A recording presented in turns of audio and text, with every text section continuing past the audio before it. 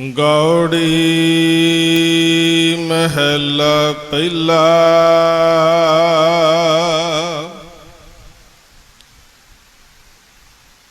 ਗੁਰ ਪ੍ਰਸਾਦੀ ਬੂਝ ਲੈ ਤਉ ਹੋਏ ਨਬੇਰਾ।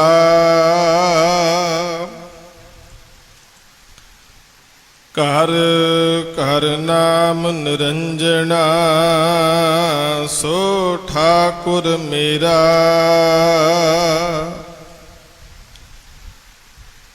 ਬਿਨ ਗੁਰ ਸ਼ਬਦ ਨ ਛੂਟੀਐ ਦੇਖੋ ਵਿਚਾਰਾ।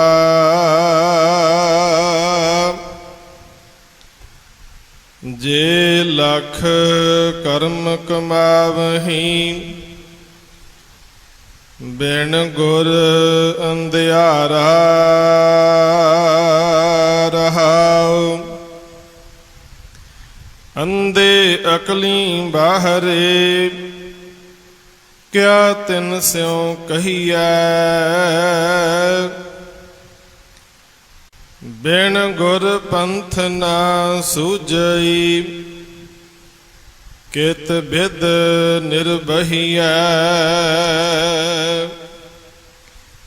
ਖੋਟੇ ਕਉ ਖਰਾ ਕਹੈ ਖਰੇ ਸਾਰ ਨਾ ਜਾਣੈ। ਅੰਧੇ ਕਾ ਨਾਉ ਪਾਰਖੂ ਕਲੀ ਕਾਲ ਵਿਡਾਣੈ। ਸੂਤੇ ਕਉ ਜਾਗਤ ਕਹੈ ਜਾਗਤ ਕਉ ਸੂਤਾ। ਜੀਵਤ ਕਉ ਮੂਆ ਕਹੈ ਮੂਏ ਨਹੀਂ ਰੋਤਾ। ਆਵਤ ਕਉ ਜਾਤਾ ਕਹੈ ਜਤ ਕਉ ਆਇਆ। ਪਰ ਕੀ ਕਉ ਆਪਣੀ ਕਹੈ ਆਪਣੋ ਨਹੀਂ ਭਾਇਆ। ਮੀਠੇ ਕਉ ਕੌੜਾ ਕਹੈ ਕੜੂਏ ਕਉ ਮੀਠਾ। ਰਾਤੇ ਕੀ ਨਿੰਦਾ ਕਰੈ ਐਸਾ ਕਲ ਮੈਂ ਡੀਠਾ। ਚੇਰੀ ਕੀ ਸੇਵਾ ਕਰੈ ਠਾਕੁਰ ਨਹੀਂ ਦੀਸੈ। ਪੋਖਰ ਨੀਰ ਬਰੋਲੀਐ ਮਾਖਣ ਨਹੀਂ ਰੀਸੈ। ਇਸ ਪਦ ਜੋ ਅਰਥਾਏ ਲੈ ਸੋ ਗੁਰੂ ਹਮਾਰਾ। ਨਾਨਕ ਚੀਨੈ ਆਪ ਕਉ ਸੋ ਅਪਰ ਅਪਾਰਾ। ਸਭ ਆਪੇ ਆਪ ਵਰਤਦਾ ਆਪੇ ਪਰਮਾਇਆ। ਗੁਰ ਕਿਰਪਾ ਤੇ ਬੁਝੀਐ ਸਭ ਬ੍ਰਹਮ ਸਮਾਇਆ। ਸਭ ਆਪੇ ਆਪ ਵਰਤਦਾ ਆਪੇ ਪਰਮਾਇਆ। ਗੁਰ ਕਿਰਪਾ ਤੇ ਬੁਝੀਐ ਸਭ ਬ੍ਰਹਮ ਸਮਾਇਆ। ਵਾਹਿਗੁਰੂ ਜੀ ਕਾ ਖਾਲਸਾ ਵਾਹਿਗੁਰੂ ਜੀ ਕੀ ਫਤਿਹ। ਗਰੀਬ ਨਵਾਜ ਪਤਿਤ ਪਾਵਨ ਭਗਤ ਵਛਲ ਸਤਿਗੁਰੂ ਗੁਰੂ ਗ੍ਰੰਥ ਸਾਹਿਬ ਸੱਚੇ ਪਾਤਸ਼ਾਹ ਸਤਿਗੁਰਾਂ ਦੀ ਮੁਕੱਦਸ ਗੋਦ ਵਿੱਚ ਜੁੜ ਬੈਠੇ ਅਤੇ ਦੇਸ਼ਾਂ ਵਿਦੇਸ਼ਾਂ ਦੇ ਅੰਦਰ ਆਪਣੇ ਘਰਾਂ ਵਿੱਚ ਬੈਠ ਕਰਕੇ ਫਤਿਹ ਟੀਵੀ ਦੁਆਰਾ ਸਿੱਧੇ ਪ੍ਰਸਾਰਣ ਦੇ ਰਾਹੀਂ ਪਾਵਨ ਅਸਥਾਨ ਗੁਰਦੁਆਰਾ ਬਾਬਾ ਜੋਰਾਵਰ ਸਿੰਘ ਬਾਬਾ ਫਤਿਹ ਸਿੰਘ ਜੀ ਫਤਿਹ ਨਗਰ ਨਵੀਂ ਦਿੱਲੀ ਤੋਂ ਇਲਾਹੀ ਬਾਣੀ ਆਸਾ ਦੀ ਵਾਰ ਦਾ ਕੀਰਤਨ ਸਰਵਨ ਕਰਕੇ ਆਪਣੇ ਜੀਵਨ ਦੀਆਂ ਅਮੋਲਕ ਘੜੀਆਂ ਨੂੰ ਸਫਲ ਬਣਾ ਰਹੇ ਗੁਰੂ ਸਵਾਰਿਓ, ਆਪ ਸਭ ਅਤਿਅੰਤ ਵਡਭਾਗੇ ਹੋ ਜੋ ਅੰਮ੍ਰਿਤ ਵੇਲੇ ਹਜੂਰ ਸੱਚੇ ਪਾਤਸ਼ਾਹ ਦੇ ਚਰਨਾਂ ਵਿੱਚ ਜੁੜ ਕੇ ਬੈਠੇ ਹੋ। ਆਓ ਲੜੀਵਾਰ ਪਾਵਨ ਬਾਣੀ ਦੀ ਸ਼ਬਦ ਵਿਚਾਰ ਦੇ ਨਾਲ ਆਪਣੀਆਂ ਮਨ ਬਿਰਤੀਆਂ ਨੂੰ ਜੋੜੀਏ। ਵਿਚਾਰਾਂ ਆਰੰਭਣ ਤੋਂ ਪਹਿਲਾਂ ਸਮੁੱਚੀਆਂ ਸੰਗਤਾਂ ਗੁਰੂ ਕੇ ਚਰਨਾਂ ਵਿੱਚ ਸੀਸ ਝੁਕਾਓ, ਕਰੋ ਰਸਨਾ ਨੂੰ ਪਵਿੱਤਰ, ਸਾਰੇ ਹੀ ਜਪੋ ਸਤਨਾਮ ਸ੍ਰੀ ਵਾਹਿਗੁਰੂ, ਸਤਨਾਮ ਸ੍ਰੀ ਵਾਹਿਗੁਰੂ।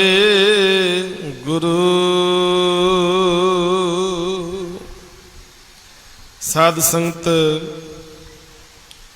ਜੋ ਸ਼ਬਦ ਦਾ ਪਾਠ ਆਪ ਜੀ ਨੇ ਸਰਵਨ ਕੀਤਾ ਹੈ, ਪਾਵਨ ਸ਼ਬਦ ਗੌੜੀ ਰਾਗ ਦੇ ਅੰਦਰ ਗੁਰੂ ਗ੍ਰੰਥ ਸਾਹਿਬ ਜੀ ਦੇ ਪਾਵਨ ਅੰਗ 229 ਦੇ ਉੱਪਰ ਸੁਭਾਇਮਾਨ ਹੈ। ਗੁਰੂ ਨਾਨਕ ਸਾਹਿਬ ਮਹਾਰਾਜ ਸਤਿਗੁਰਾਂ ਦੀ ਮੁਬਾਰਕ ਰਸਨਾ ਤੋਂ ਇਹ ਬਚਨ ਉਚਾਰਨ ਕੀਤੇ ਹੋਏ ਹਨ। ਇਸ ਸ਼ਬਦ ਦੇ 3 ਬੰਦ ਆਪਾਂ ਕੱਲ ਦੇ ਦੀਵਾਨਾਂ ਵਿੱਚ ਸਾਂਝੇ ਕੀਤੇ ਸਨ। ਇਹਨਾਂ ਪਾਵਨ ਸ਼ਬਦਾਂ ਦੇ ਅੰਦਰ ਹਜੂਰ ਕਿਰਪਾ ਕਰ ਰਹੇ ਨੇ, ਬਿਨ ਗੁਰ ਸ਼ਬਦ ਨਾ ਛੂਟੀਐ ਦੇਖੋ ਵਿਚਾਰਾ, ਜੇ ਲਖ ਕਰਮ ਕਮਾਵਹੀਂ ਬਿਨ ਗੁਰ ਅੰਧਿਆਰਾ। ਰਹਾਉ ਦੇ ਬੰਦ ਅੰਦਰ ਸਤਿਗੁਰੂ ਨੇ ਰਹਿਮਤ ਕੀਤੀ। ਸੰਸਾਰ ਦੇ ਅੰਦਰ ਜਿਉਂ ਹੀ ਜੀਵ ਆਉਂਦਾ ਏ ਤੇ ਮਾਇਆ ਦੇ ਮੋਹ ਵਿੱਚ ਫਸ ਜਾਂਦਾ ਹੈ। ਜਿਵੇਂ ਜਿਵੇਂ ਮਨੁੱਖ ਦੀ ਉਮਰ ਵੱਧਦੀ ਜਾਏਗੀ, ਤਿਉਂ-ਤਿਉਂ ਬੰਧਨ ਜਿਹੜੇ ਨੇ ਵਧੀ ਜਾਂਦੇ ਨੇ। ਤੇ ਮਹਾਰਾਜ ਕਹਿੰਦੇ ਗੁਰੂ ਕੇ ਸ਼ਬਦ ਵਿੱਚ ਜੁੜੇ ਤੋਂ ਬਗੈਰ ਇਹਨਾਂ ਬੰਧਨਾਂ ਤੋਂ ਖਲਾਸੀ ਨਹੀਂ ਹੋ ਸਕਦੀ। ਚਾਹੇ ਅਸੀਂ ਲੱਖਾਂ ਕਰੋੜਾਂ ਕਰਮ ਹੋਰ ਕਮਾਈਏ, ਜਿੰਨੀ ਦੇਰ ਗੁਰੂ ਦਾ ਗਿਆਨ ਨਹੀਂ ਪ੍ਰਾਪਤ ਕਰਦੇ ਓਨੀ ਦੇਰ ਅਗਿਆਨਤਾ ਮਿਟ ਨਹੀਂ ਸਕਦੀ। ਤੇ ਜਿਹੜੇ ਮਨੁੱਖ ਗੁਰੂ ਗਿਆਨ ਤੋਂ ਸਖਣੇ ਹਨ, ਉਹ ਅਗਿਆਨਤਾ ਦੇ ਵਿੱਚ ਹੀ ਭਟਕਦੇ ਰਹਿੰਦੇ ਨੇ। ਤੇ ਜਿਵੇਂ ਇੱਕ ਤੁਸੀਂ ਬੜੀ ਪਿਆਰੀ ਉਦਾਹਰਨ ਸੁਣੀ ਹੋਵੇਗੀ, ਖੂਹ ਦੇ ਡੱਡੂ ਵਾਲੀ ਗੱਲ। ਖੂਹ ਦਾ ਡੱਡੂ ਬਾਹਰਲੀ ਦੁਨੀਆ ਨੂੰ ਨਹੀਂ ਜਾਣਦਾ, ਖੂਹ ਦੇ ਵਿੱਚ ਹੀ ਸੋਚਦਾ ਕਿ ਸਾਰਾ ਪਾਣੀ ਦਾ ਸੋਮਾ ਇੱਥੇ ਹੀ ਹੈ, ਇਸ ਤੋਂ ਬਾਹਰ ਹੋਰ ਕੁਝ ਨਹੀਂ। ਪਰ ਜਿਹੜਾ ਬਾਹਰ ਹੈ ਸਾਧ ਸੰਗਤ, ਉਹਨੂੰ ਸਮਝ ਆ ਗਈ ਕਿ ਪਾਣੀ ਦੇ ਬੇਅੰਤ ਸੋਮੇ ਵਿਸ਼ਾਲ, ਇੰਨਾ ਜ਼ਿਆਦਾ ਪਾਣੀ ਕੋਈ ਅੰਤ ਹੀ ਨਹੀਂ ਪਾ ਸਕਦੇ ਅਸੀਂ। ਇਸੇ ਤਰ੍ਹਾਂ ਜਿਨ੍ਹਾਂ ਨੇ ਪਰਿਵਾਰ ਦੇ ਵਿੱਚੋਂ ਨਿਜ ਤੋਂ ਸੁਰਤ ਨੂੰ ਉੱਪਰ ਚੁੱਕਿਆ, ਉਹਨਾਂ ਨੂੰ ਸਮਝ ਲੱਗੀ ਕਿ ਵਾਹਿਗੁਰੂ ਬੇਅੰਤ ਹੈ, ਉਹਦੀ ਰਚਨਾ ਵੀ ਬੇਅੰਤ ਹੈ। ਸਾਧ ਸੰਗਤ, ਅੱਜ ਤੱਕ ਜਿਸ ਧਰਤੀ ਤੇ ਅਸੀਂ ਰਹਿ ਰਹੇ ਹਾਂ ਨਾ, ਇਹਦਾ ਕੋਈ ਅੰਤ ਨਹੀਂ ਪਾ ਸਕਿਆ। ਜਿਸ ਧਰਤੀ ਤੇ ਅਸੀਂ ਰਹਿੰਦੇ ਹਾਂ, ਇਹਦਾ ਕਿਸੇ ਨੇ ਅੰਤ ਨਹੀਂ ਪਾਇਆ। ਰੋਜ਼ ਨਵੀਂ ਤੋਂ ਨਵੀਂ ਖੋਜ ਹੁੰਦੀ ਹੈ, ਨਵੀਆਂ ਤੋਂ ਨਵੀਆਂ ਚੀਜ਼ਾਂ ਸਾਹਮਣੇ ਆ ਰਹੀਆਂ ਨੇ। ਪਰ ਮਹਾਰਾਜ ਕਹਿੰਦੇ ਐਸੀਆਂ ਧਰਤੀਆਂ ਤੇ ਪਤਾ ਨਹੀਂ ਕਿੰਨੀਆਂ ਹੀ ਸਾਜ ਦਿੱਤੀਆਂ ਮੇਰੇ ਮਾਲਕ ਨੇ। ਧਰਤੀ ਹੋਰ, ਪਰੈ ਹੋਰ, ਹੋਰ ਪਤਾ ਨਹੀਂ ਕਿੰਨੀਆਂ। ਹੁਣ ਉਹ ਇਹ ਸਭ ਕੁਝ ਸਾਜਣ ਵਾਲਾ ਉਹ ਕਿੰਨਾ ਮਹਾਨ ਤੇ ਬੇਅੰਤ ਹੋਏਗਾ। ਉਹਦੀ ਬੇਅੰਤਤਾ ਨੂੰ ਤੇ ਉਹੀ ਜਾਣੇਗਾ ਜਿਹੜਾ ਨਿਜ ਤੋਂ ਉੱਪਰ ਉੱਠੇਗਾ ਜਾਂ ਗੁਰੂ ਕੀ ਗੋਦ ਵਿੱਚ ਬਹਿ ਕੇ ਇਹ ਗਿਆਨ ਪ੍ਰਾਪਤ ਕਰੇਗਾ। ਗਿਆਨ ਤੋਂ ਹੀਣੇ ਮਨੁੱਖ ਹਜੂਰ ਕਹਿੰਦੇ ਅੰਧੇ ਅਕਲੀ ਬਾਹਰੇ ਕਿਆ ਤਿਨ ਸਿਉ ਕਹੀਏ। ਜਿਨ੍ਹਾਂ ਦੇ ਕੋਲ ਗੁਰੂ ਕਾ ਬਖਸ਼ਿਆ ਗਿਆਨ ਨਹੀਂ, ਸਤਿਗੁਰੂ ਕਹਿੰਦੇ ਗੁਰੂ ਦੇ ਹੁਕਮ ਤੋਂ ਭੁੱਲੇ ਹੋਏ ਖੁੰਝੇ ਹੋਏ ਅੰਨੇ ਮਨੁੱਖ, ਉਹਨਾਂ ਨੂੰ ਕੀ ਆਖੀਏ। ਤੇ ਸੰਸਾਰ ਦੀ ਦਸ਼ਾ ਹਜੂਰ ਨੇ ਬਿਆਨ ਕੀਤੀ। ਖੋਟੇ ਕਉ ਖਰਾ ਕਹੈ, ਖਰੇ ਸਾਰ ਨ ਜਾਣੈ। ਅੰਧੇ ਕਾ ਨਾਉ ਪਾਰਖੂ, ਕਲੀ ਕਾਲ ਵਡਾਣੈ।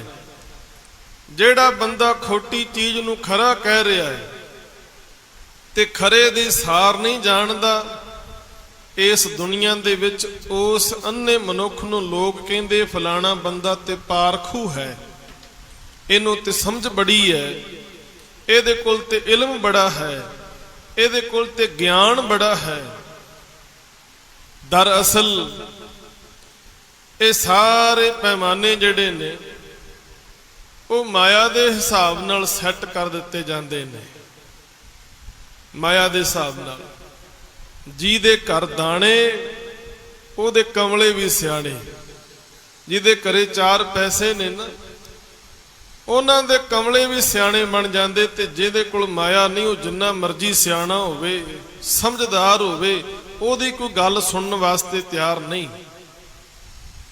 ਇਸ ਯੁੱਗ ਦਾ ਵਰਤਾਰਾ ਹੈ। ਤੇ ਮਹਾਰਾਜ ਚੌਥੇ ਬੰਦ ਦੇ ਅੰਦਰ ਜਿਹੜਾ ਅੱਜ ਆਪਾਂ ਵਿਚਾਰ ਕਰਨੀ ਹੈ, ਇਹਦੇ ਅੰਦਰ ਇਸ ਵਰਤਾਰੇ ਦੀ ਗੱਲ ਕਰ ਰਹੇ ਨੇ ਕਿ ਮਾਇਆ ਦੇ ਮੋਹ ਵਿੱਚ ਠੱਗੇ ਹੋਏ ਗੁਰੂ ਦੇ ਗਿਆਨ ਤੋਂ ਹੀਣੇ ਮਨੁੱਖਾਂ ਦੀ ਹਾਲਤ ਕੀ ਬਣੀ ਹੋਈ ਹੈ। ਸੂਤੇ ਕਉ ਜਾਗਤ ਕਹੈ, ਜਾਗਤ ਕਉ ਸੂਤਾ। ਜੀਵਤ ਕਾ ਮੂਆ ਕਹੈ, ਮੂਏ ਨਹੀਂ ਰੋਤਾ। ਸੂਤੇ ਕਉ ਜਾਗਤ ਕਹੈ, ਕਹਿੰਦੇ ਗਿਆਨ ਤੋਂ ਹੀਣਾ ਮਨੁੱਖ ਸੁੱਤਿਆਂ ਹੋਇਆਂ ਨੂੰ ਜਾਗਦੇ ਹੋਏ ਕਹਿ ਰਿਹਾ ਹੈ।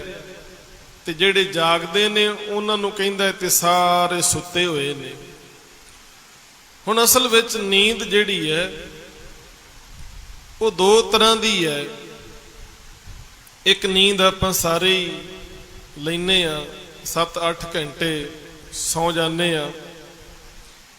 ਪਰ ਦੂਜੀ ਨੀਂਦ ਜਿਹੜੀ ਹੈ ਉਹ ਹੈ ਅਵੇਸਲਾ ਹੋ ਜਾਣਾ, ਗੁਰੂ ਤੋਂ ਬੇਮੁਖ ਹੋ ਕੇ ਮਾਇਆ ਦੇ ਮੋਹ ਵਿੱਚ ਫਸ ਜਾਣਾ, ਵਿਸ਼ੇ ਵਿਕਾਰਾਂ ਵਿੱਚ ਫਸੇ ਹੋਣਾ। ਇਹਨੂੰ ਵੀ ਨੀਂਦ ਆਖਿਆ ਬਾਣੀ ਨੇ। ਗੁਰੂ ਗ੍ਰੰਥ ਸਾਹਿਬ ਦੀ ਪਵਿੱਤਰ ਬਾਣੀ ਪੜਾਂਗੇ, ਮਹਾਰਾਜ ਕਹਿੰਦੇ ਨੇ ਨੈਣੋ ਨੀਂਦ ਪਰ ਦ੍ਰਿਸ਼ਟ ਵਿਕਾਰ। ਸ਼ਰਵਣ ਸੋਏ ਸੁਣ ਨਿੰਦ ਵਿਚਾਰ, ਰਸਨਾ ਸੋਈ ਲੋਭ ਮੀਠੇ ਸਾਧ, ਮਨ ਸੋਇਆ ਮਾਇਆ ਬਿਸਮਾਦ। ਇਸ ਗ੍ਰਹਿ ਮੈਂ ਕੋਈ ਜਾਗਤ ਰਹੈ, ਸਾਬਤ ਵਸਤ ਸੋ ਆਪਣੀ ਲਹੈ। ਕਹਿੰਦੇ ਸਾਰੇ ਸੁੱਤੇ ਹੋਏ ਨੇ। ਹੁਣ ਇਹ ਕਲਯੁਗ ਦਾ ਸਮਾਂ ਜਿਹੜਾ ਹੈ ਨਾ, ਇਹ ਯੁੱਗ ਜਿਹੜਾ ਚੱਲ ਰਿਹਾ, ਇਹਦੀ ਗੱਲ ਕਰਦਿਆਂ ਹਜੂਰ ਕਹਿੰਦੇ ਨੇ, ਕਹਿੰਦੇ ਜਾਗਤ ਕੋ ਸੂਤਾ ਕਹੈ। ਕਹਿੰਦੇ ਜਾਗਤ ਨੂੰ ਸੁੱਤਾ ਕਹਿ ਰਿਹਾ ਤੇ ਸੂਤੇ ਕੋ ਜਾਗਤ। ਜਿਹੜਾ ਬੰਦਾ ਵਿਸ਼ੇ ਵਿਕਾਰਾਂ ਦੇ ਵਿੱਚ ਫਸਿਆ ਹੋਇਆ ਹੈ, ਜਿਹਦੇ ਕੰਨ ਨਿੰਦਿਆ ਚੁਗਲੀ ਵਿੱਚ ਸੁੱਤੇ ਪਏ ਨੇ, ਜਿਹਦੀਆਂ ਅੱਖਾਂ ਪਰਾਇਆ ਰੂਪ ਤੱਕਦੀਆਂ ਨੇ, ਜਿਹਦਾ ਮਨ ਮਾਇਆ ਵਿੱਚ ਬਿਸਮਾਦ ਹੈ, ਜਿਹੜਾ ਤੇ ਸੁੱਤਾ ਹੋਇਆ ਹੈ ਗੁਰੂ ਦੀਆਂ ਨਜ਼ਰਾਂ ਵਿੱਚ, ਇਹ ਮਨੁੱਖ ਨੂੰ ਕਹਿੰਦੇ ਜਾਗਦਾ ਹੋਇਆ। ਵੀ ਇਹ ਜਾਗ ਰਿਹਾ, ਇਹ ਸੁਚੇਤ ਤੇ ਸਿਆਣਾ ਹੈ। ਪਰ ਜਿਸ ਮਨੁੱਖ ਨੇ ਗੁਰੂ ਦਾ ਗਿਆਨ ਲੈ ਲਿਆ, ਸੁਚੇਤ ਹੋ ਗਿਆ, ਅੱਖਾਂ ਨੂੰ ਪਰਾਏ ਰੂਪ ਤੱਕਣ ਤੋਂ ਹਟਾ ਲਿਆ, ਮਨ ਜਿਹੜਾ ਮਾਇਆ ਦੇ ਵਿੱਚ ਸੁੱਤਾ ਸੀ ਉਹਨੂੰ ਜਗਾ ਕੇ ਗੁਰੂ ਕੇ ਚਰਨਾਂ ਨਾਲ ਜੋੜਿਆ, ਜਿਹੜਾ ਸੱਚਮੁੱਚ ਜਾਗ ਰਿਹਾ ਸੀ, ਇਹ ਦੁਨੀਆ ਦੇ ਲੋਕ ਉਹਨੂੰ ਕਹਿਣਗੇ ਇਹ ਤੇ ਸੁੱਤਾ ਹੋਇਆ, ਇਹਨੂੰ ਤੇ ਦੁਨੀਆਦਾਰੀ ਦਾ ਪਤਾ ਹੀ ਨਹੀਂ ਕੱਖ, ਇਹ ਸੁੱਤਾ ਹੋਇਆ। ਕਹਿੰਦੇ ਇਹ ਉਲਟੀ ਖੇਡ ਵਰਤ ਰਹੀ ਹੈ। ਜੋ ਸੁੱਤੇ ਸਨ ਉਹਨਾਂ ਨੂੰ ਜਾਗਦੇ ਕਹਿ ਰਹੇ ਨੇ, ਤੇ ਜਾਗਦਿਆਂ ਨੂੰ ਸੁੱਤੇ ਕਿਹਾ ਜਾ ਰਿਹਾ ਹੈ। ਜੀਵਤ ਕਉ ਮੂਆ ਕਹੈ ਮੂਏ ਨਹੀਂ ਰੋਤਾ। ਕਹਿੰਦੇ ਉਲਟੀ ਖੇਡ ਵਾਪਰਦੀ ਹੈ। ਜੀਵਤ ਕਉ ਮੂਆ ਕਹੈ, ਜਿਉਂਦਿਆਂ ਨੂੰ ਕਹਿ ਰਿਹਾ ਤੇ ਮਰੇ ਹੋਏ ਨੇ, ਜਿਉਂਦਿਆਂ ਨੂੰ ਮਰੇ ਹੋਏ ਕਿਹਾ ਜਾ ਰਿਹਾ। ਤੇ ਮੌਤ ਵੀ ਦੋ ਤਰ੍ਹਾਂ ਦੀ ਹੈ। ਇੱਕ ਹੈ ਸਰੀਰਕ ਮੌਤ, ਜਿਹੜੀ ਇੱਕ ਨਾ ਇੱਕ ਦਿਨ ਸਾਰਿਆਂ ਤੇ ਆਉਣੀ ਹੈ, ਆਪਣੇ ਆਪਣੇ ਸਮੇਂ ਦੇ ਹਿਸਾਬ ਨਾਲ। ਪਰ ਦੂਜੀ ਮੌਤ ਜਿਹੜੀ ਹੈ ਉਹ ਹੈ ਜ਼ਮੀਰ ਦੀ ਮੌਤ, ਆਤਮਿਕ ਮੌਤੇ ਮਰਨਾ। ਹਜ਼ੂਰ ਕਹਿੰਦੇ ਜਿਹੜੇ ਆਤਮਿਕ ਤੌਰ ਤੇ ਜਿਉਂਦੇ ਨੇ, ਜਿਨ੍ਹਾਂ ਦੇ ਪੱਲੇ ਗੁਰੂ ਕੀ ਵਿਚਾਰਧਾਰਾ ਹੈ, ਆਤਮਿਕ ਤੌਰ ਤੇ ਜਿਉਂਦਿਆਂ ਹੋਇਆਂ ਨੂੰ ਇਸ ਸਮੇਂ ਅੰਦਰ ਮਰੇ ਹੋਏ ਦੱਸਿਆ ਜਾਂਦਾ ਹੈ। ਜਿਹੜੇ ਆਤਮਿਕ ਮੌਤੇ ਮਰ ਚੁੱਕੇ ਨੇ, ਜਿਨ੍ਹਾਂ ਦੀ ਜ਼ਮੀਰ ਮਰੀ ਹੋਈ ਹੈ, ਉਹਨਾਂ ਨੂੰ ਕਿਹਾ ਜਾਂਦਾ ਇਹ ਜਿਉਂਦੇ ਹਨ। ਇਹ ਉਲਟ ਖੇਡ ਵਾਪਰਦੀ ਹੈ। ਜੀਵਤ ਕਉ ਮੂਆ ਕਹੈ ਮੂਏ ਨਹੀਂ ਰੋਤਾ। ਕਹਿੰਦੇ ਜਿਹੜੇ ਆਤਮਿਕ ਮੌਤੇ ਮਰ ਚੁੱਕੇ ਨੇ, ਉਹਨਾਂ ਦੀ ਮੌਤ ਤੇ ਅਫਸੋਸ ਕਰਨਾ ਬਣਦਾ ਸੀ। ਹੁਣ ਕਈ ਬੰਦੇ ਵੇਖੋ, ਤੁਹਾਡੇ ਨਾਲ ਵਾਅਦਾ ਕਰਕੇ ਮੁੱਕਰ ਜਾਂਦੇ ਨੇ, ਤੇ ਮੁੱਕਰਿਆ ਬੰਦਾ ਵੀ ਮਰਿਆ ਹੀ ਹੁੰਦਾ ਹੈ। ਮਰੇ ਅਤੇ ਮੁੱਕਰੇ ਦਾ ਕੋਈ ਦਾਰੂ ਨਹੀਂ। ਹੁਣ ਜਿਹੜੇ ਬੰਦੇ ਜ਼ਮੀਰ ਕਰਕੇ ਮਰੇ ਹੋਏ ਨੇ, ਜਾਂ ਆਪਣੇ ਬਚਨਾਂ ਤੇ ਪੂਰੇ ਨਹੀਂ ਉਤਰ ਰਹੇ, ਉਹਨਾਂ ਮਰਿਆਂ ਹੋਇਆਂ ਦਾ ਕਹਿੰਦੇ ਕੋਈ ਅਫਸੋਸ ਹੀ ਨਹੀਂ ਕਰਦਾ। ਤੇ ਜਿਹੜੇ ਸੁਚੇਤ ਨੇ, ਜਾਗਦੇ ਨੇ, ਜ਼ਮੀਰ ਜਿਨ੍ਹਾਂ ਦੀ ਜਿਉਂਦੀ ਹੈ, ਗੁਰੂ ਦੇ ਬਖਸ਼ੇ ਪੰਥ ਤੇ ਚੱਲੇ ਨੇ, ਸਿਧਾਂਤਾਂ ਨੂੰ ਜਿਨ੍ਹਾਂ ਨੇ ਅਪਣਾਇਆ ਹੋਇਆ ਹੈ, ਉਹਨਾਂ ਨੂੰ ਦੁਨੀਆ ਵਾਲੇ ਕਹਿਣਗੇ ਤੇ ਮਰੇ ਹੋਏ ਨੇ। ਇਹ ਉਲਟ ਖੇਡ ਸੰਸਾਰ ਦੇ ਵਿੱਚ ਵਾਪਰਦੀ ਹੈ। ਆਵਤ ਕਉ ਜਾਤਾ ਕਹੈ ਜਾਤੇ ਕਉ ਆਇਆ। ਕਹਿੰਦੇ ਗੁਰੂ ਗਿਆਨ ਤੋਂ ਹੀਣੇ, ਮਾਇਆ ਦੇ ਮੋਹ ਵਿੱਚ ਫਸੇ ਹੋਏ ਬੰਦੇ ਆਵਤ ਕਉ ਜਾਤਾ ਕਹੈ, ਜਿਹੜਾ ਆ ਰਿਹਾ ਹੈ ਨਾ, ਉਹਨੂੰ ਕਹਿਣਗੇ ਤੇ ਜਾਂਦਾ ਪਿਆ, ਇਹ ਤੇ ਗਿਆ ਹੈ, ਇਹ ਤੇ ਗੁਜ਼ਰ ਗਿਆ, ਖਤਮ ਹੋ ਗਿਆ। ਜਾਤੇ ਕਉ ਆਇਆ, ਤੇ ਜਿਹੜਾ ਜਾ ਰਿਹਾ ਹੈ ਉਹਨੂੰ ਕਹਿਣਗੇ ਇਹ ਆ ਰਿਹਾ ਹੈ। ਉਲਟੀ ਖੇਡ ਚੱਲ ਰਹੀ ਹੈ। ਜਿਹੜਾ ਮਨੁੱਖ ਇਸ ਸੰਸਾਰ ਵਿੱਚ ਰਹਿ ਕੇ ਆਪਣੀ ਜ਼ਿੰਦਗੀ ਨੂੰ ਗੁਰੂ ਆਸ਼ੇ ਮੁਤਾਬਕ ਜੀ ਰਿਹਾ ਹੈ, ਉਹਨੂੰ ਕਹਿਣਗੇ ਇਹਨੂੰ ਤੇ ਜ਼ਿੰਦਗੀ ਜਿਉਣੀ ਨਹੀਂ ਆਉਂਦੀ, ਇਹਨੂੰ ਤੇ ਦੁਨੀਆਦਾਰੀ ਦਾ ਪਤਾ ਨਹੀਂ, ਇਹ ਤੇ ਗਿਆ ਗੁਜ਼ਰਿਆ ਬੰਦਾ ਹੈ। ਐਸੀਆਂ ਗੱਲਾਂ ਲੋਕ ਕਰਦੇ ਨੇ। ਪਰ ਜਿਹੜੇ ਬੰਦੇ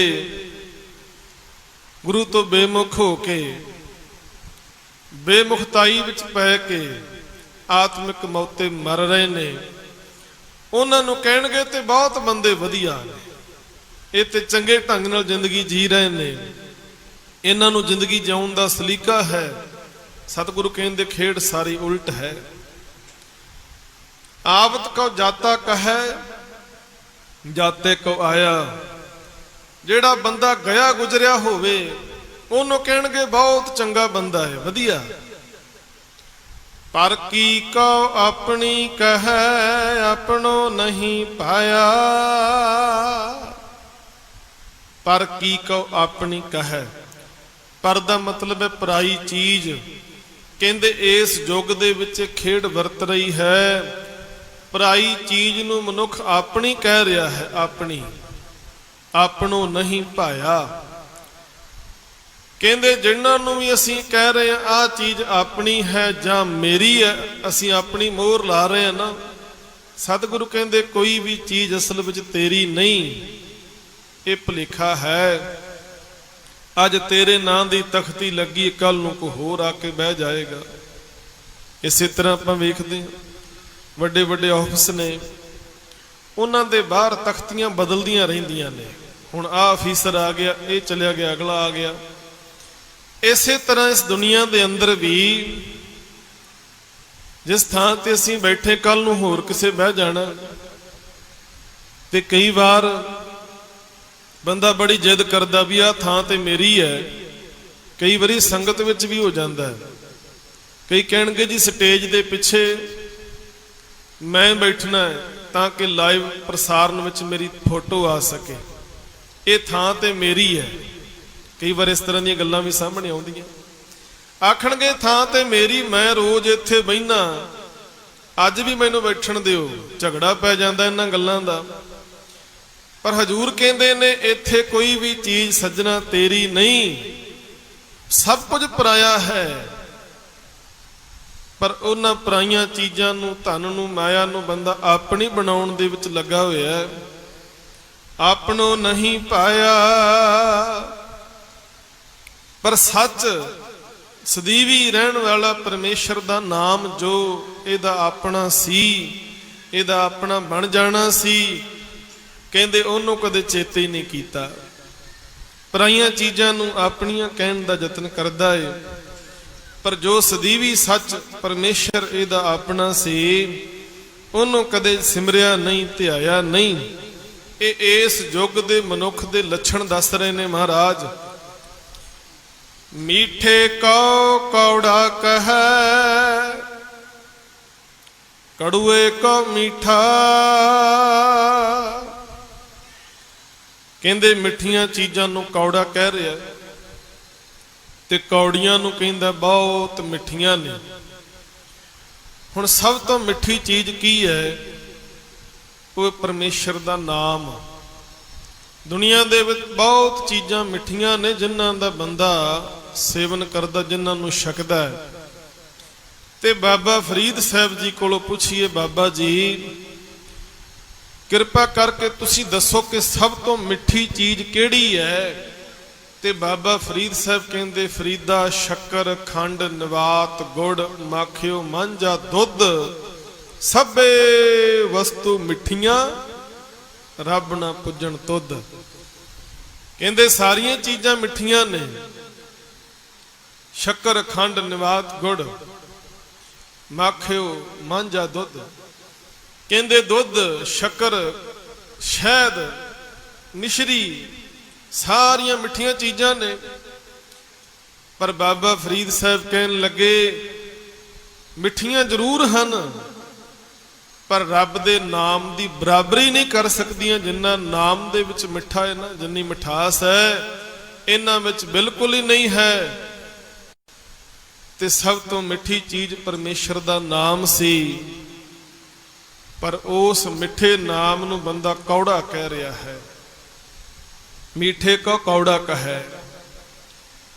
हुण मिठी चीज़ नूं बंदा भज भज के खांदा है, पर नाम सिमरन करन लग्या, बंदगी करन लग्या, मुखों वैगुरू कहन लग्या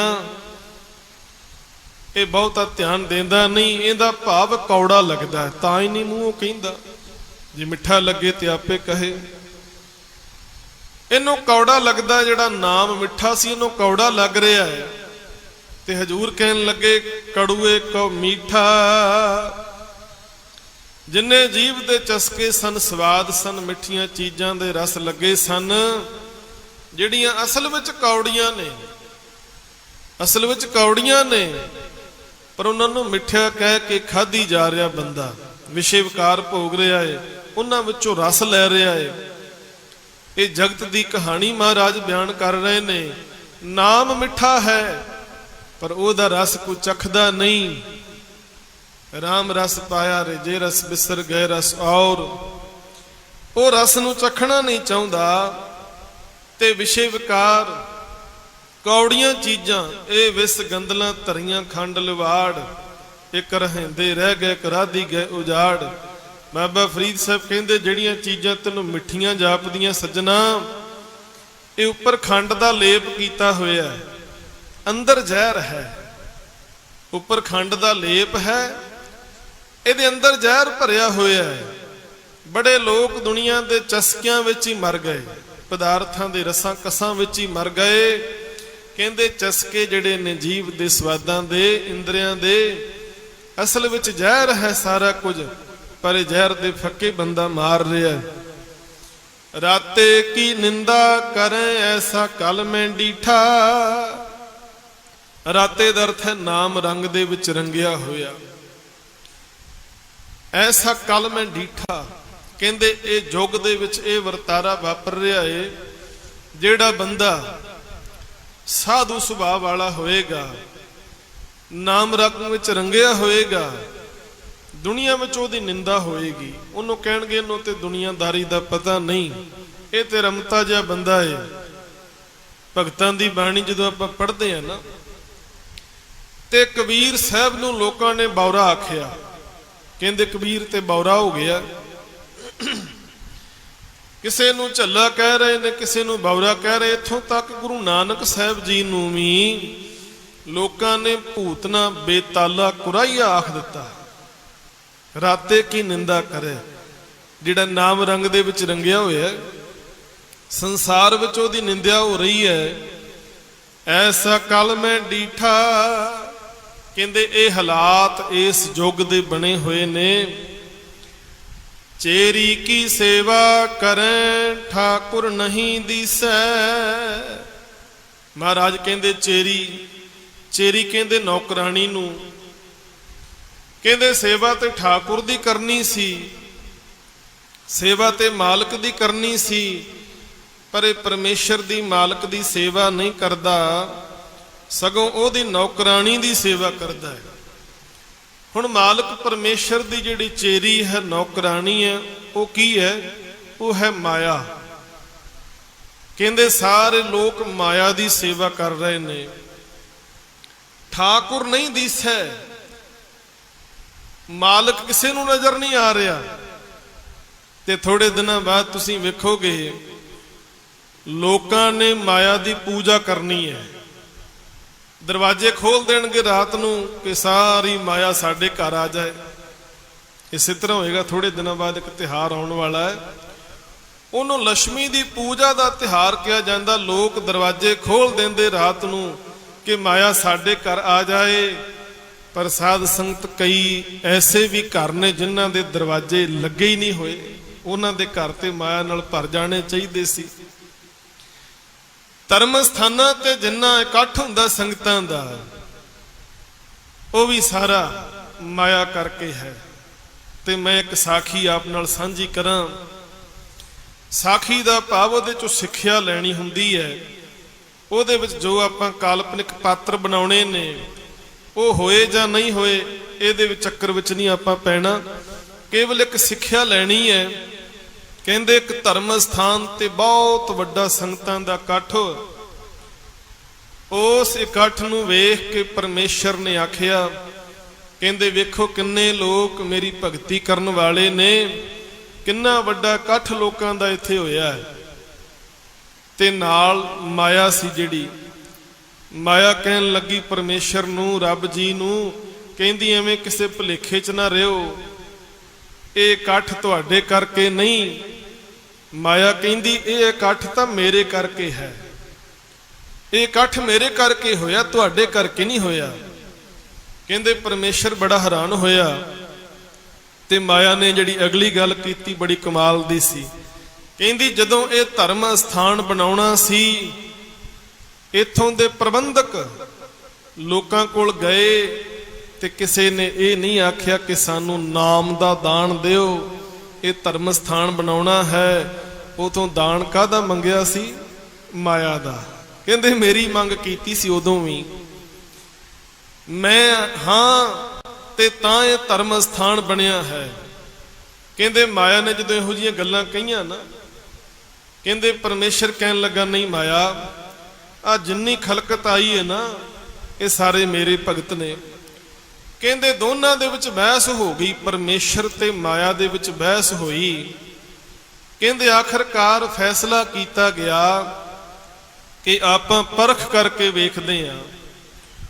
ਹੁਣ ਇੱਕ ਸ਼ਰਧਾਲੂ ਰੋਜ਼ ਉਸ ਧਰਮ ਸਥਾਨ ਤੇ ਆ ਰਿਹਾ ਸੀ, ਬੜੇ ਸ਼ਰਧਾ ਦੇ ਨਾਲ ਆਉਂਦਾ ਹੈ, ਬਿਨਾਂ ਨਾਂਗਾ ਪਾਇਆ ਰੋਜ਼ ਆਉਂਦਾ ਹੈ। ਤੇ ਪਰਮੇਸ਼ਰ ਨੂੰ ਭਰੋਸਾ ਆ ਗਿਆ, ਕਹਿਣ ਲੱਗੇ ਵੀ ਜਿਹੜਾ ਆਹ ਸ਼ਰਧਾਲੂ ਹੈ ਨਾ, ਬਿਨਾਂ ਨਾਂਗਾ ਪਾਇਆ ਰੋਜ਼ ਹੀ ਆ ਰਿਹਾ ਹੈ, ਕਹਿੰਦੇ ਬਾਕੀਆਂ ਦਾ ਤੇ ਪਤਾ ਨਹੀਂ, ਕਮ ਸੇ ਕਮ ਇਹ ਤਾਂ ਮੇਰਾ ਹੀ ਭਗਤ ਹੋਏਗਾ, ਇਹ ਤੇ ਮੇਰਾ ਹੀ ਨਾਮ ਲੈਂਦਾ ਆ ਕੇ ਇੱਥੇ। ਮਾਇਆ ਕਹਿਣ ਲੱਗੀ ਵੀ ਨਾਮ ਭਾਵੇਂ ਤੇਰਾ ਲੈਂਦਾ ਏ, ਪਰ ਮਨ ਵਿੱਚ ਮੰਗ ਤਾਂ ਮੇਰੀ ਹੁੰਦੀ ਹੈ ਨਾ, ਨਾਮ ਭਵੇਂ ਤੇਰਾ ਲੈਂਦਾ ਹੋਵੇ, ਪਰ ਮਨ ਵਿੱਚ ਮੰਗ ਤਾਂ ਮਾਇਆ ਦੀ ਹੈ। ਕਹਿੰਦੇ ਦੋਵਾਂ ਨੇ ਫੈਸਲਾ ਕੀਤਾ, ਪਰਮੇਸ਼ਰ ਨੇ ਅਤੇ ਮਾਇਆ ਨੇ, ਕਿ ਇਸ ਸ਼ਰਧਾਲੂ ਦੀ ਆਪਾਂ ਪਰਖ ਕਰਕੇ ਵੇਖਾਂਗੇ, ਸਾਰੀ ਗੱਲ ਸਾਹਮਣੇ ਆ ਜਾਏਗੀ। ਕਹਿੰਦੇ ਪਰਮੇਸ਼ਰ ਜੀ ਨੇ, ਰੱਬ ਜੀ ਨੇ ਇੱਕ ਸਾਧੂ ਦਾ ਰੂਪ ਬਣਾ ਲਿਆ। ਸਾਧੂ ਦਾ ਰੂਪ ਧਾਰਨ ਕਰਕੇ ਉਸ ਸ਼ਰਧਾਲੂ ਦੇ ਘਰੇ ਪਹੁੰਚ ਗਏ। ਜਦੋਂ ਕੁੰਡਾ ਖੜਕਾਇਆ, ਸ਼ਰਧਾਲੂ ਨੇ ਵੇਖਿਆ ਬਾਹਰ ਕੋਈ ਸਾਧੂ ਮਹਾਤਮਾ ਆਇਆ ਹੈ। ਬੜੇ ਖੁਸ਼ੀ ਦੇ ਨਾਲ, ਸਤਿਕਾਰ ਦੇ ਨਾਲ ਘਰੇ ਲਿਆਂਦਾ। ਕਹਿੰਦਾ ਮੇਰੇ ਵੱਡੇ ਭਾਗ ਨੇ, ਮੇਰੇ ਘਰ ਸਾਧੂ ਮਹਾਤਮਾ ਜੀ ਆਏ ਨੇ। ਕਹਿੰਦੇ ਆਓ ਮਹਾਤਮਾ ਜੀ, ਆਓ ਬੈਠੋ, ਮੇਰੇ ਘਰ ਦੇ ਅੰਦਰ ਆਓ। ਕਹਿੰਦੇ ਕਮਰੇ ਦੇ ਵਿੱਚ ਲੈ ਗਿਆ, ਉੱਥੇ ਜਾ ਕੇ ਆਸਣ ਲਵਾ ਦਿੱਤਾ। ਕਹਿੰਦੇ ਬੈਠੋ ਇੱਥੇ। ਹੁਣ ਜਿਹੜਾ ਸਾਧੂ ਸੀ ਨਾ, ਪਰਮੇਸ਼ਰ ਸਾਧੂ ਦਾ ਰੂਪ ਧਾਰਨ ਕਰਕੇ ਆਇਆ ਸੀ, ਅਜੇ ਅੰਦਰ ਬੈਠਾ ਹੀ ਸੀ। ਆ ਕੇ ਇੰਨੀ ਦੇਰ ਨੂੰ ਜਿਹੜੀ ਮਾਇਆ ਸੀ ਨਾ, ਉਹਨੇ ਇੱਕ ਰਾਜਕੁਮਾਰੀ ਦਾ ਰੂਪ ਧਾਰਨ ਕਰ ਲਿਆ।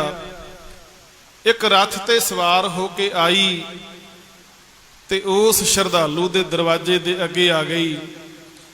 ਇਹ ਸ਼ਰਧਾਲੂ ਨੇ ਬਾਹਰ ਜਾ ਕੇ ਵੇਖਿਆ ਕਿ ਸੁੰਦਰ ਰਾਜਕੁਮਾਰੀ ਸੋਨੇ ਦੇ ਗਹਿਣਿਆਂ ਨਾਲ ਲੱਦੀ ਹੋਈ ਹੈ। ਤੇ ਇਹ ਹੱਥ ਜੋੜ ਕੇ ਕਹਿੰਦਾ ਜੀ ਕੀ ਖਿਦਮਤ ਕਰੀਏ, ਕੀ ਸੇਵਾ ਕਰੀਏ। ਉਸ ਰਾਜਕੁਮਾਰੀ ਨੇ ਆਖਿਆ ਜੀ ਮੈਨੂੰ ਇੱਕ ਗਲਾਸ ਪਾਣੀ ਦਿਓ ਪੀਣ ਵਾਸਤੇ। ਇਹਨੇ ਭੱਜ ਕੇ ਪਾਣੀ ਦਿੱਤਾ। ਉਹਨੇ ਪਾਣੀ ਜਿਹੜਾ ਸੀ ਨਾ ਲੈ ਕੇ ਆਪਣੇ ਸੋਨੇ ਦੇ ਗਲਾਸ ਵਿੱਚ ਪਾ ਕੇ ਤੇ ਫਿਰ ਪੀਤਾ, ਤੇ ਗਲਾਸ ਜਿਹੜਾ ਸੀ ਥੱਲੇ ਸੁੱਟ ਦਿੱਤਾ ਸੋਨੇ ਦਾ। ਇਹਨੇ ਗਲਾਸ ਚੁੱਕ ਕੇ ਰਾਜਕੁਮਾਰੀ ਨੂੰ ਦੇਣਾ ਚਾਹਿਆ। ਉਹ ਕਹਿੰਦੀ ਜਿਹੜੇ ਭਾਂਡੇ ਵਿੱਚ, ਜਿਹੜੇ ਬਰਤਨ ਵਿੱਚ ਮੈਂ ਇੱਕ ਵਾਰੀ ਖਾਣਾ ਖਾ ਲਵਾਂ, ਦੁਬਾਰਾ ਨਹੀਂ ਵਰਤਦੀ ਉਹਨੂੰ। ਤੇ ਜਿਸ ਸ਼ਰਧਾਲੂ ਨੂੰ ਜਿਹੜਾ ਮੇਰੀ ਸੇਵਾ ਕਰੇ ਉਹਨੂੰ ਦੇ ਦੇਣੀ ਆ। ਸਾਰੇ ਬਰਤਨ ਮੇਰੇ ਸੋਨੇ ਦੇ ਹੁੰਦੇ ਨੇ, ਖਾਣਾ ਖਾਣ ਵਾਲੇ। ਹੁਣ ਲਾਲਚ ਮਨ ਵਿੱਚ ਆ ਗਿਆ। ਕਹਿੰਦਾ ਇੱਕ ਗਲਾਸ ਪਾਣੀ ਪਿਆਇਆ ਤੇ ਸੋਨੇ ਦਾ ਗਲਾਸ ਮਿਲ ਗਿਆ। ਕਹਿੰਦਾ ਜੀ ਫਿਰ ਕਿਰਪਾ ਕਰੋ, ਮੇਰੇ ਘਰੇ ਚਰਨ ਪਾਓ ਤੇ ਪ੍ਰਸ਼ਾਦਾ ਛਕੋ। ਉਹ ਰਾਜਕੁਮਾਰੀ ਕਹਿੰਦੀ ਵੀ ਇੰਨਾ ਟਾਈਮ ਹੈ ਨਹੀਂ ਮੇਰੇ ਕੋਲ, ਮੈਂ ਅੱਗੇ ਜਾਣਾ ਹੈ। ਇਹ ਤਰਲੇ ਲੈਂਦਾ, ਕਹਿੰਦਾ ਫਿਰ ਕਿਰਪਾ ਕਰਕੇ ਇੱਕ ਗਲਾਸ ਪਾਣੀ ਹੋਰ ਪੀ ਲਓ। ਕਹਿੰਦੇ ਜਦੋਂ ਬਾਹਲੇ ਤਰਲੇ ਲਏ, ਮਿੰਨਤਾਂ ਕੀਤੀਆਂ, ਤੇ ਰਾਜਕੁਮਾਰੀ ਰੱਥ ਤੋਂ ਉਤਰ ਕੇ ਇਹਦੇ ਘਰ ਆ ਗਈ। ਘਰ ਆ ਕੇ ਕਹਿੰਦੀ ਮੇਰੀ ਸ਼ਰਤ ਹੈ, ਜਿਹੜਾ ਕਮਰਾ ਮੈਨੂੰ ਚੰਗਾ ਲੱਗੇਗਾ ਮੈਂ ਉਹਦੇ ਵਿੱਚ ਬੈਠਾਂਗੀ। ਇਹ ਆਂਦਾ ਸਤ ਬਚਨ ਜੀ। ਉਹਨੇ ਸਾਰੇ ਕਮਰੇ ਵੇਖੇ ਤੇ ਜਿਸ ਕਮਰੇ ਵਿੱਚ ਪਰਮੇਸ਼ਰ ਜੀ ਸਾਧੂ ਦਾ ਰੂਪ ਧਾਰਨ ਕਰਕੇ ਬੈਠੇ ਸਨ, ਕਹਿੰਦੀ ਵੀ ਆਹ ਕਮਰੇ ਦੇ ਵਿੱਚ ਮੈਂ ਬੈਠਣਾ ਨੂੰ ਹੁਣੇ ਖਾਲੀ ਕਰਵਾ।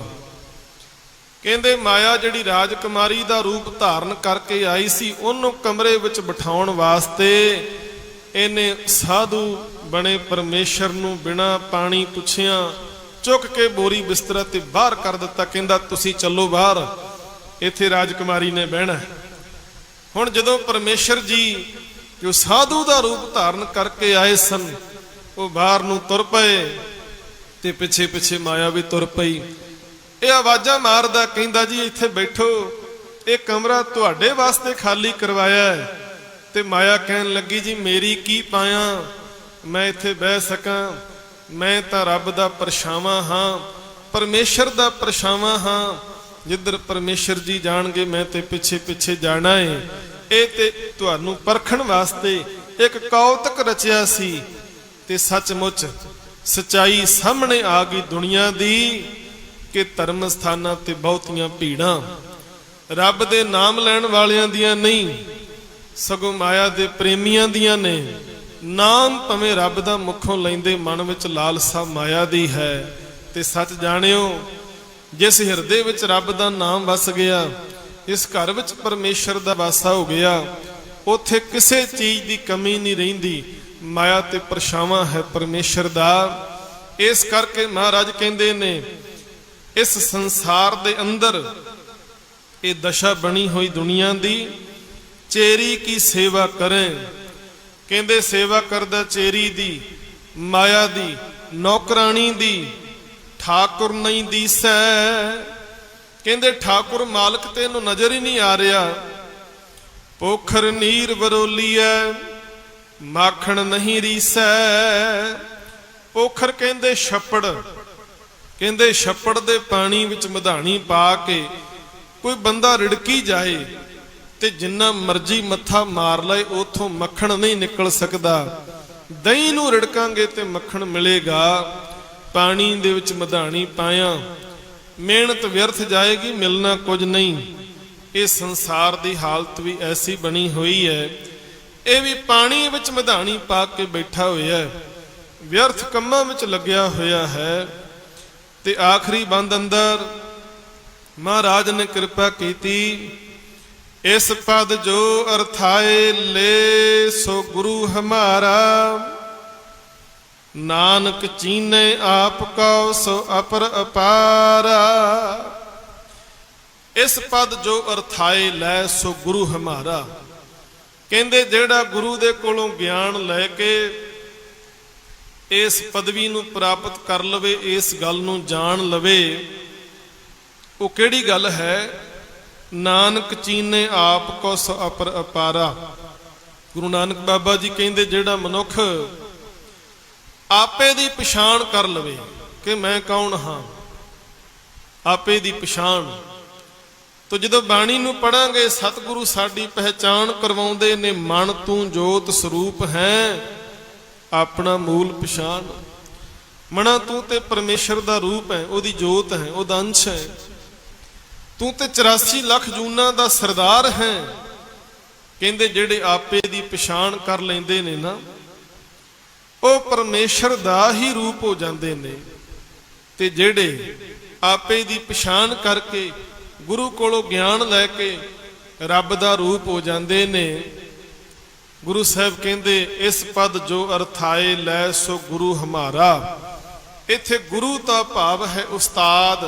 ਕਹਿੰਦੇ ਮੈਂ ਉਹਨੂੰ ਆਪਣਾ ਉਸਤਾਦ ਮੰਨਾਂਗਾ, ਮੈਂ ਤੇ ਨਮਸਕਾਰ ਕਰਾਂਗਾ ਉਹਦੇ ਅੱਗੇ ਜਿਹਨੇ ਗੁਰੂ ਕੋਲੋਂ ਗਿਆਨ ਲੈ ਕੇ ਆਪੇ ਦੀ ਪਛਾਣ ਕਰ ਲਈ, ਆਪਣੇ ਆਪ ਨੂੰ ਚੀਣ ਲਿਆ ਕਿ ਮੈਂ ਕੌਣ ਹਾਂ। ਸਭ ਆਪੇ ਆਪ ਵਰਤਦਾ ਆਪੇ ਪਰਮਾਇਆ। ਤੇ ਮਹਾਰਾਜ ਕਹਿੰਦੇ ਸਾਰੀਆਂ ਥਾਵਾਂ ਤੇ ਨਿਰੰਕਾਰ ਆਪ ਹੀ ਵਰਤ ਰਿਹਾ ਹੈ। ਆਪ ਹੀ ਉਹਨੇ ਭਰਮ ਭੁਲੇਖੇ ਵੀ ਪੈਦਾ ਕੀਤੇ ਹੋਏ ਨੇ। ਤੇ ਜਿਹੜੇ ਜੀਵ ਭਰਮਾਂ ਭੁਲੇਖਿਆਂ ਵਿੱਚ ਪੈ ਜਾਂਦੇ ਨੇ ਉਹ ਭਟਕਦੇ ਰਹਿੰਦੇ ਨੇ। ਗੁਰ ਕਿਰਪਾ ਤੇ ਬੂਝੀਏ ਸਭ ਬ੍ਰਹਮ ਸਮਾਇਆ। ਤੇ ਜਿਹੜੇ ਗੁਰੂ ਕੀ ਸ਼ਰਨ ਵਿੱਚ ਆ ਜਾਂਦੇ ਨੇ, ਜਿਨ੍ਹਾਂ ਤੇ ਗੁਰੂ ਕੀ ਕਿਰਪਾ ਵਰਤਦੀ ਹੈ, ਉਹਨਾਂ ਨੂੰ ਸਮਝ ਪੈ ਜਾਂਦੀ ਹੈ। ਉਹ ਭਰਮਾਂ ਤੇ ਭੁਲੇਖਿਆਂ ਤੋਂ ਬਾਹਰ ਆ ਕੇ ਸਾਰੇ ਸੰਸਾਰ ਦੇ ਅੰਦਰ ਵਸੇ ਹੋਏ ਨਿਰੰਕਾਰ ਨੂੰ ਜਾਣ ਲੈਂਦੇ ਨੇ, ਸਮਝਦੇ ਨੇ ਕਿ ਸਾਰਿਆਂ ਦੇ ਵਿੱਚ ਹੀ ਪਰਮੇਸ਼ਰ ਦਾ ਵਾਸਾ ਹੈ। ਉਹਨਾਂ ਵਾਸਤੇ ਫਿਰ ਕੋਈ ਚੰਗਾ ਜਾਂ ਮਾੜਾ ਨਹੀਂ ਰਹਿ ਜਾਂਦਾ, ਕੋਈ ਉੱਚਾ ਜਾਂ ਨੀਵਾਂ ਨਹੀਂ ਰਹਿੰਦਾ। ਉਹ ਸਾਰਿਆਂ ਦੇ ਵਿੱਚ ਨਿਰੰਕਾਰ ਦੀ ਜੋਤ ਨੂੰ ਜਾਣ ਲੈਂਦੇ ਨੇ, ਪਛਾਣ ਲੈਂਦੇ ਨੇ। ਤੇ ਸਾਧ ਸੰਗਤ ਦੂਜਿਆਂ ਦੇ ਵਿੱਚ ਉਹ ਗੁਣ ਵੇਖਦਿਆਂ ਹੋਇਆਂ ਆਪਣੇ ਆਪ ਨੂੰ ਸਾਰਿਆਂ ਤੋਂ ਨੀਵੇਂ ਜਾਣਦੇ ਨੇ। ਜਿਸ ਤਰ੍ਹਾਂ ਬਾਬਾ ਕਬੀਰ ਸਾਹਿਬ ਕਹਿੰਦੇ, ਕਬੀਰ ਸਭ ਤੇ ਹਮ ਬੁਰੇ, ਹਮ ਤਜ ਭਲੋ ਸਭ ਕੋਏ। ਜਿਨ ਐਸਾ ਕਰ ਬੂਝਿਆ ਮੀਤ ਹਮਾਰਾ ਸੋਏ। ਗੁਰੂ ਸਾਹਿਬ ਕਿਰਪਾ ਕਰਨ, ਆਪਾਂ ਵੀ ਗੁਰੂ ਕੀ ਸ਼ਰਨ ਵਿੱਚ ਆਉਂਦੇ ਆ। ਇੱਥੇ ਆ ਕੇ ਸੋਝੀ ਲੈਣੀ ਗੁਰੂ ਦੇ ਕੋਲੋਂ, ਗੁਰੂ ਦੁਆਰੇ ਹੋਏ ਸੋਝੀ ਪਾਈ ਸੀ। ਇਹ ਸਮਝੀਏ ਕਿ ਅਸੀਂ 84 ਲੱਖ ਜੂਨਾਂ ਦੇ ਸਰਦਾਰ ਹਾਂ। ਇਸ ਧਰਤੀ ਤੇ ਬਹੁਤ ਵੱਡੇ ਭਾਗਾਂ ਦੇ ਨਾਲ ਮਨੁੱਖਾ ਦੇ ਮਿਲੀ ਹੈ। ਤੇ ਕਿਤੇ ਸੁੱਤਿਆਂ ਹੀ ਜ਼ਿੰਦਗੀ ਦੀ ਰਾਤ ਨਾ ਲੰਘ ਜਾਏ। ਸੁਚੇਤ ਹੋਈਏ, ਗੁਰੂ ਕੋਲੋਂ ਗਿਆਨ ਲੈ ਕੇ ਜਾਗ ਕੇ ਆਪਣੀ ਜ਼ਿੰਦਗੀ ਦੀ ਰਾਤ ਨੂੰ ਗੁਰੂ ਗੁਰੂ ਜਪਦਿਆਂ ਅਸੀਂ ਬਸਰ ਕਰਨਾ ਹੈ। ਤਾਂ ਹੀ ਸਾਡੇ ਇਹ ਲੋਕ ਸੁਖੀ ਪਰਲੋਕ ਸੁਹੇਲੇ ਹੋਣਗੇ।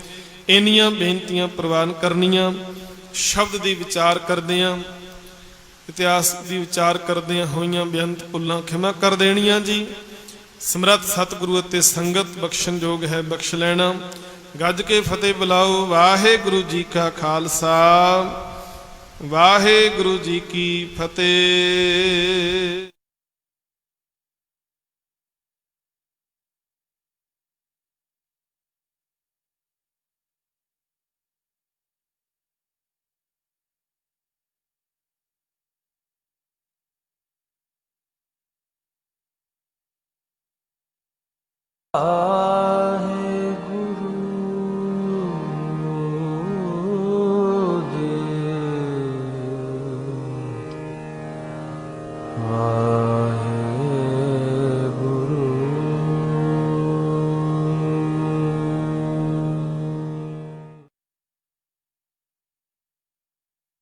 BR Records। प्रभ की शरण सकल पहलाते, दुख बिन से सुख पाया,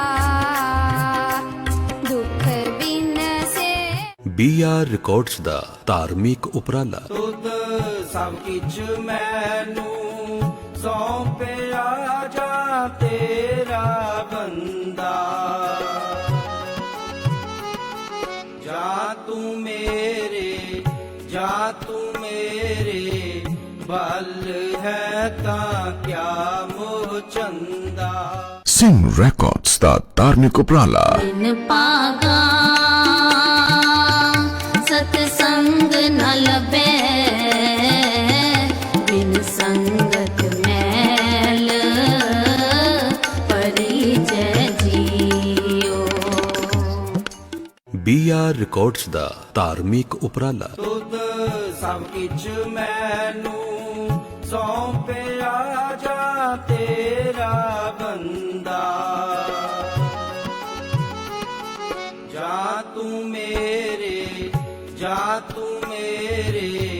ਬਲ ਹੈ ਤਾਂ ਕਿਆ ਮੋਹ ਚੰਦਾ। ਸਿੰਘ ਰੈਕਾਰਡਸ ਦਾ ਧਾਰਮਿਕ ਉਪਰਾਲਾ। कहो नानक हम ये हवाला, राख संतन के पाछे, राख संतन के पाछे। माधो माधो माधो माधो, हम ऐसे तू ऐसा, माधो हम ऐसे तू ऐसा। खूबसूरत खाना रखे ख्याल। लाइट आई ड्रॉप। धूल मिट्टी, पॉल्यूशन, टीवी कंप्यूटर की हानिकारक किरणें, फिर आंखों में लाली, थकान, पानी आना, कुकरे, जाले, मोतियाबिंद या आंखों की कम होती रोशनी के लिए इस्तेमाल करें लाइट आई ड्रॉप्स। जोड़ों, घुटनों, कमर दर्द और सूजन का सबसे बड़ा दुश्मन Jolly Red Gold. Jolly Red Gold, दर्दों का तेल और कैप्सूल, एक आयुर्वेदिक रामबाण, शरीर को बनाए फिट और एक्टिव। हर घर की आम जरूरत। 5 तरह की तुलसी के अर्क से तैयार भारत की सबसे भरोसेमंद जॉली तुलसी 51 ड्रॉप्स, जो इम्यूनिटी बढ़ाने के लिए लैब टेस्टेड है। मिलते जुलते नाम वाली तुलसी ड्रॉप से बचें और अपनाएं असली जॉली तुलसी 51 ड्रॉप, जो इम्यूनिटी बढ़ाए। सोच रही हूँ कल से